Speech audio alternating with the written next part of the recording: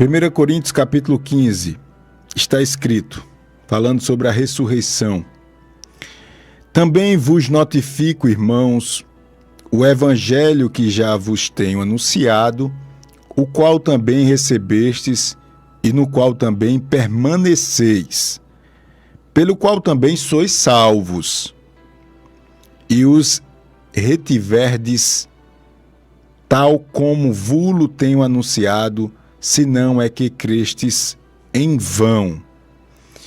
Versículo 3: Porque primeiramente vos entreguei o que também recebi, que Cristo morreu por nossos pecados, segundo as Escrituras. Glória a Deus. Será que você pode glorificar a Deus por isso? Cristo morreu pelos seus pecados, segundo está escrito no livro da Bíblia, no livro da lei, a Bíblia, e Paulo está lembrando isso. Isso daqui é um princípio básico da fé cristã. Se não houver Cristo, se não houver perdão de pecados, não tem cristianismo. E Paulo está trazendo essas lições básicas. Haja vista, havia, e a gente vai ver isso em 2 Coríntios, viu? Havia muitos irmãos que estavam na igreja e estavam se comportando muito aquém dos ensinamentos, muito aquém dos ensinamentos de Cristo. A gente vai ver pecados horríveis e vale a pena você continuar conosco, porque lá para o capítulo 5, 6 de 2 Coríntios, você vai ficar espantado com o que você vai ler e os problemas que Paulo está tratando dentro da igreja. Não é com as pessoas que estão fora da igreja, é dentro da igreja. E Paulo lembra isso, que nos dá muita alegria, que Cristo morreu pelos nossos pecados. E ele continua dizendo, verso 4, e que foi sepultado e que ressuscitou ao terceiro dia, segundo as Escrituras. E ele agora começa a falar daqueles que viram Cristo ressurreto, e diz assim, e que foi visto por Cefas e depois pelos 12. Cefas e os 12 viram Jesus após ter ressuscitado. É a prova. Havia na igreja de Corinto pessoas que estavam duvidando e inventando doutrinas de demônios a partir desta dúvida se Cristo de fato ressuscitou. Versículo 6. Depois foi visto uma vez por mais de 500 irmãos, dos quais vive ainda a maior parte, mas alguns já dormem também. Paulo estava dizendo, olha, além dos 12 e de Cefas que viram Cristo, 500 irmãos viram ele depois da sua morte, depois que ele ressuscitou, e alguns deles ainda estão vivos, quando Paulo escreveu aqui a Corinto. Alguns outros já tinham dormido no Senhor. Versículo 7. Depois foi visto por Tiago, depois por todos os apóstolos. E por derradeiro, ou por último de todos, me apareceu também a mim como um abortivo. Ou seja, Paulo se considera um apóstolo que veio depois de um nascimento natural ou de uma visão, vamos dizer assim, uma visão única de Cristo, porque Cristo, depois que se ressuscitou, ele se apresentou a todos esses irmãos que Paulo falou e, por fim, se apresentou ao próprio Paulo. Aí, por isso, ele vai dizer o que ele vai citar aqui, ou melhor, por isso a gente compreende melhor o que ele vai citar em seguida. Ele diz assim, porque eu sou o menor dos apóstolos, que não sou digno de ser chamado apóstolo, pois que persegui a igreja de Deus. A gente sabe que Paulo foi um carrasco e, através da autoridade que ele exercia, muitos cristãos foram perseguidos e mortos por Paulo. E ele não considera um um apóstolo, vamos dizer assim, um grande apóstolo no primeiro momento, porque ele perseguiu a igreja e também ele não andou com Cristo, já que os apóstolos naturalmente deveriam ter andado, vivido com Cristo. Versículo 10. Mas pela graça de Deus, eu sou o que sou. E a sua graça para comigo não foi vã. Antes trabalhei muito mais do que todos eles. Todavia, não eu, mas a graça de Deus que está comigo. Bonito isso aqui, viu? Paulo, ao mesmo tempo que ele fala o que ele fez, ele reconhece que foi através da graça de Deus. Paulo reconhece aqui diante dos irmãos, ou ele afirma diante dos irmãos de Corinto, que ele trabalhou mais do que todos os outros apóstolos, mesmo ele sendo menor porque perseguiu a igreja e não andou fisicamente com Cristo, viu Cristo através de uma visão. Então, ou seja, eu, ou seja, eles, assim pregamos e assim haveis crido. Versículo 12. Quem está chegando agora, estamos em 1 Coríntios capítulo 15, versículo 12. 1 Coríntios 15 e 12.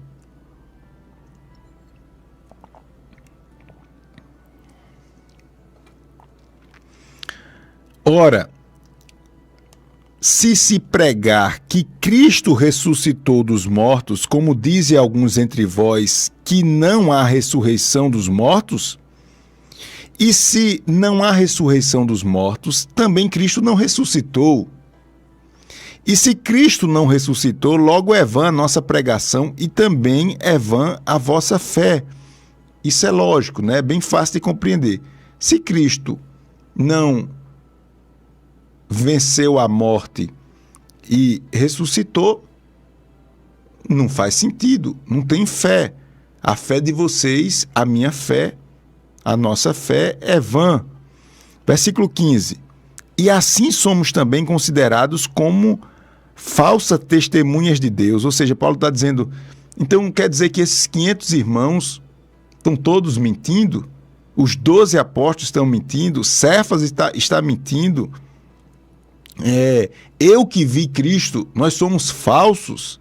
Paulo está reafirmando que Cristo está vivo. Todos viram, ou esses viram Cristo vivo. E ele diz assim, pois testificamos de Deus que ressuscitou a Cristo, a qual, porém, não ressuscitou se na verdade os mortos não ressuscitam.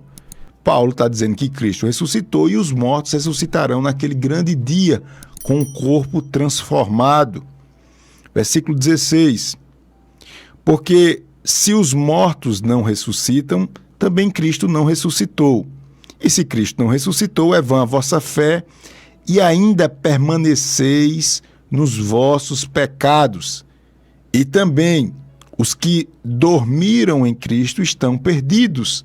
Se esperamos em Cristo só nessa vida, somos os mais miseráveis de todos os homens. Deixa eu repetir esse versículo 9. Vou repetir. Se esperarmos em Cristo só nesta vida, somos os mais miseráveis de todos os homens. Ou seja, o nosso bem maior não é o que Cristo pode fazer por nós aqui nesta terra. Porque é bem verdade que o próprio Cristo disse que aquele que deixa pai, mãe, irmão, por amor a ele, receberá 100 vezes mais nesta vida e também a vida eterna. Nós sabemos que aqueles que servem a Cristo com honestidade de coração serão abençoados e muito abençoados aqui nessa terra. Isso é bíblico, isso é claro. Mas Paulo está dizendo, olha, comparado à bênção de viver eternamente com Cristo, isso tudo é nada. Isso tudo é pouco. Isso tudo é insignificante. Então vamos lá, vamos continuar seguindo aqui. Versículo 20. Mas agora, Cristo ressuscitou dos mortos e foi feito as primícias dos que dormem. Porque assim como a morte veio por um homem, também a ressurreição dos mortos veio por um homem, que é Cristo. Porque assim como todos morrem em Adão, assim também todos serão vivificados em Cristo, ou seja, receberão um corpo transformado, aqueles que dormem, ou aqueles que dormiram em Cristo, mas cada um por sua ordem. Cristo, as primícias, depois os que são de Cristo na sua vinda. Depois virá o fim, quando tiver entregado o reino a Deus, o Pai, e quando houver aniquilado todo o império e toda potestade e força.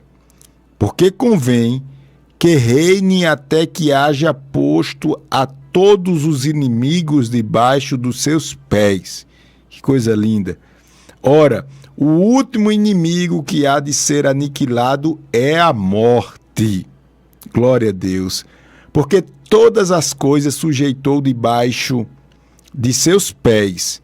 Mas quando diz que todas as coisas lhe estão sujeitas, claro está que se excetua aquele que sujeitou todas as coisas.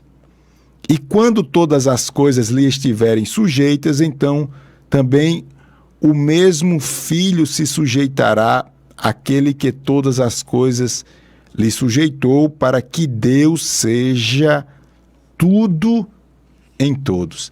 Então Paulo, ele está reafirmando, repetindo, confirmando que há ressurreição dos mortos e aqueles que morreram em Cristo serão transformados, ressuscitarão naquele grande dia com o corpo transformado.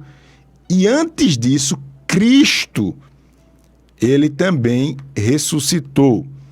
E Paulo, com essas palavras, ele está combatendo alguns falsos profetas, alguns ensinamentos que tentavam distorcer a essência do Evangelho, que é a ressurreição de Cristo. Tanto é que nascer todo mundo nasce, morrer todo mundo morre. Agora, ressuscitar, não. E aqueles que ressuscitaram na Bíblia morreram de novo. O diferencial de Cristo é esse. Ele nasceu, morreu, ressuscitou e vive eternamente. E vive eternamente. Então vamos lá. Paulo continua aqui falando sobre esse assunto da ressurreição.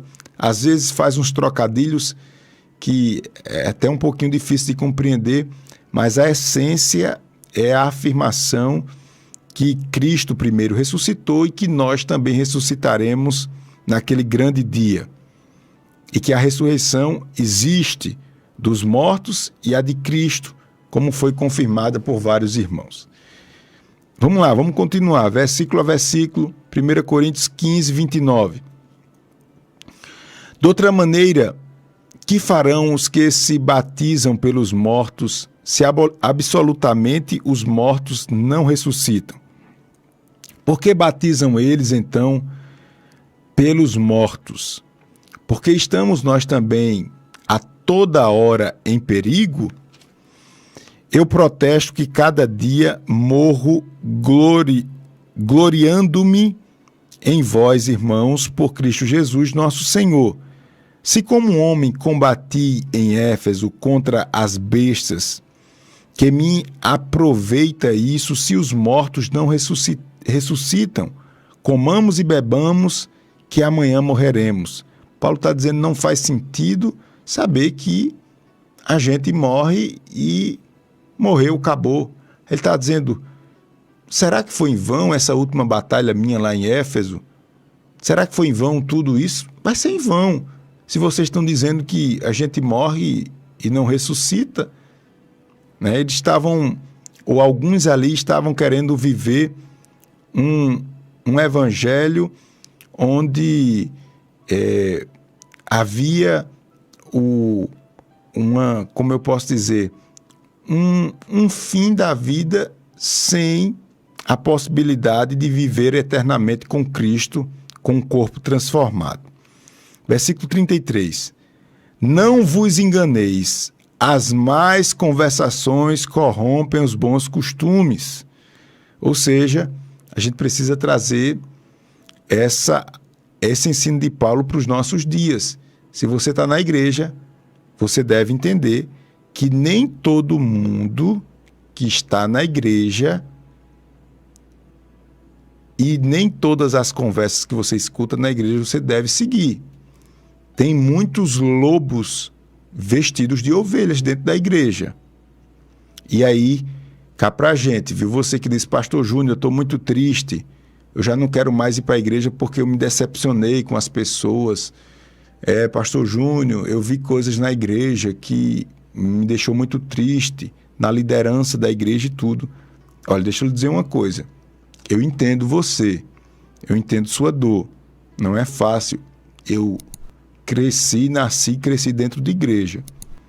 Já vi muitas coisas e vejo ainda. Mas deixa eu lhe dizer uma coisa. Talvez você ficou tão decepcionado por falta de conhecimento da palavra.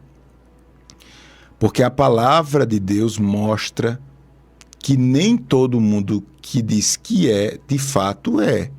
Mas a palavra do Senhor também ela é muito clara quando diz que a igreja é hospital e que dentro da igreja estão as pessoas que estão em tratamento. Cuidado com essa decepção sua, porque às vezes não é uma decepção, é uma desculpa. Eu falo isso aqui com todo respeito à sua dor, com todo respeito à sua posição, mas eu preciso falar. Às vezes é desculpas,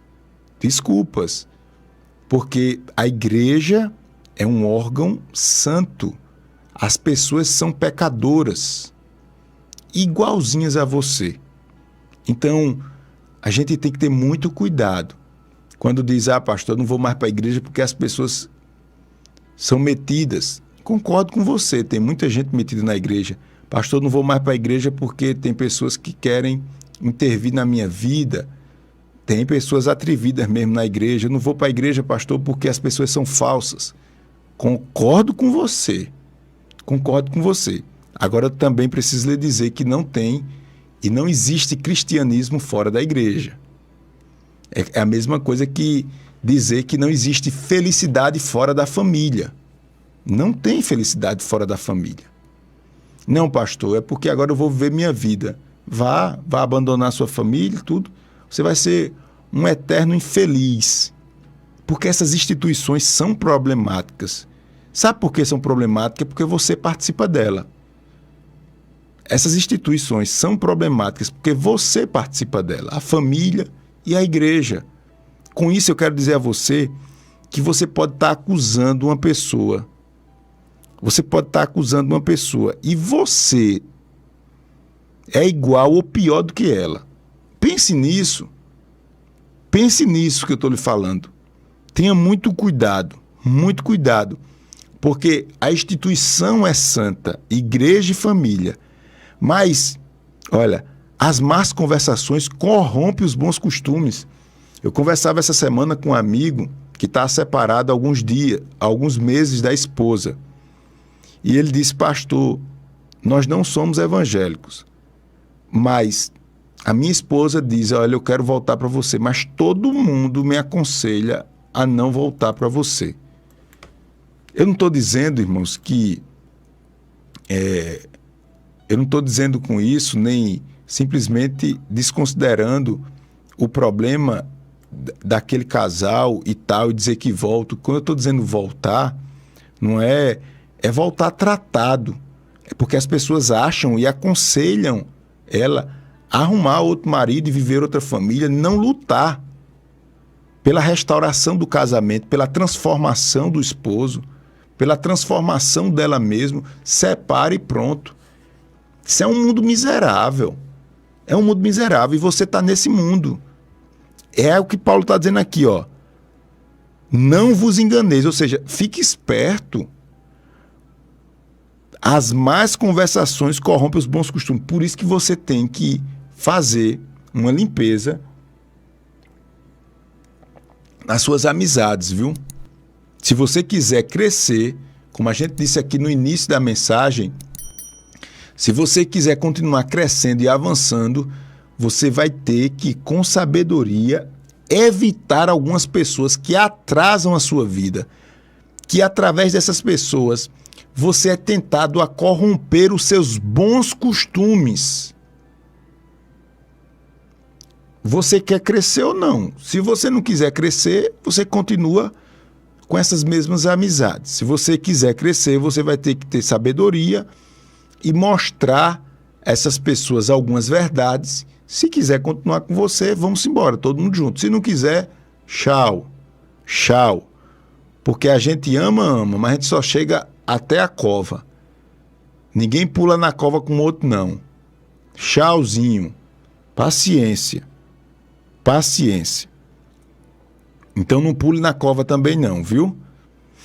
Versículo 34. Vamos continuar aqui. Ver se eu consigo ler o capítulo 15 todo. Versículo 34. Vigiai justamente e não pequeis, porque alguns ainda não têm o conhecimento de Deus. E digo para vergonha vossa. Ou seja, Paulo está dizendo, eu fundei a igreja, eu ensinei vocês, mas tem gente aí dentro que não conhece Deus. Dá a paz do Senhor, diz que é da igreja, mas não conhece Deus. E isso é uma vergonha para vocês. Paulo está dizendo isso. Mas alguém dirá, como ressuscitarão os mortos? Volta mais uma vez para o assunto. E como que o corpo virão? E com que corpo virão? Insensato, o que tu semeias não é vivificado se primeiro não morre? Está falando de uma sementezinha. A semente para brotar, ela tem que morrer, não é? E quando semeias, não semeia o corpo que há de nascer, mas o simples grão como de trigo ou de outra qualquer semente, mas Deus dá-lo o corpo como quer, e a cada semente o seu próprio corpo. Nem toda carne é a mesma carne, mas uma a carne dos homens, a outra a carne dos animais, ou a carne natural, e a outra a dos peixes, e a outra as das aves. E há corpos celestes e corpos terrestres, mas não é a glória dos celestes e outra a dos terrestres. Uma é a glória do sol, a outra a glória da lua, e a outra a glória das estrelas, porque uma estrela difere em glória da outra estrela. Assim também a ressurreição dos mortos. Semeia-se o corpo em corrupção, ressuscitará em incorrupção. Semeia-se em ignomínia, ignomínia, e ressuscitará em glória. Semeia-se em fraqueza, ressuscitará com vigor. Semeia-se corpo animal, ressuscitará corpo espiritual. Se há corpo animal, há também corpo espiritual. Assim também está escrito, ou assim está também escrito. O primeiro homem, Adão, foi feito em alma vivente, o último Adão em espírito vivificante. Mas não é o primeiro espiritual, senão o animal, depois o espiritual. O primeiro homem da terra é terreno, o segundo homem, o Senhor, é do céu. Qual o terreno, tais são também os terrenos, e qual o celestial, tais também os celestiais. E assim como trouxemos a imagem do terreno, assim traremos também a imagem do celestial. E agora digo isto, irmãos, que a carne e sangue não podem herdar o reino de Deus, nem a corrupção herda a incorrupção. Por isso que Paulo está dizendo que o nosso corpo será transformado. Esse corpo fica e nós receberemos um corpo de glória para viver eternamente com Cristo. 51. Eis aqui vos digo um mistério. Na verdade, nem todos dormiremos, mas todos seremos transformados, no momento, no abrir e fechar de olhos, ante a última trombeta. Porque a trombeta soará, e os mortos ressuscitarão incorruptíveis, e nós seremos transformados. Dá para você dar um glória a Deus aí? Aleluia. Você que porventura tem algum problema, algum defeito no corpo, que os médicos não conseguiram resolver de nascença, esse corpinho vai ficar, viu? Essa limitação vai ficar e você receberá um corpo transformado. Dá para você dar um glória a Deus aí? Aleluia. Um corpo incorruptível. Glória a Deus. Versículo 53. Porque convém isto que é incorruptível se revista da incorruptibilidade, e o que isto que é mortal se revista da imortalidade. E quando isto que é corruptível se revestir da incorruptibilidade, e isto que é mortal se revestir da imortalidade, então cumprir-se-á a palavra que está escrita: tragada foi a morte na vitória. Aleluia. É a vitória total contra a morte. Onde está, ó morte, o teu aguilhão? Onde está, ó inferno, a tua vitória? Ora, o aguilhão da morte é o pecado, e a força do pecado é a lei.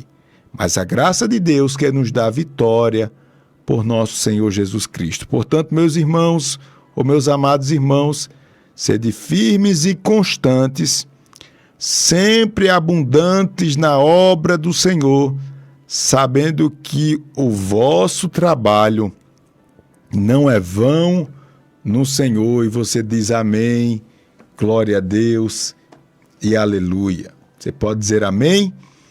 Então, entenda que Cristo morreu pelos seus pecados e que suas limitações no corpo ficarão nessa terra. Você receberá um corpo transformado. Cuidado com as más conversações, porque elas têm o poder de corromper os bons costumes. Seja firme, constante, sempre abundante na obra do Senhor.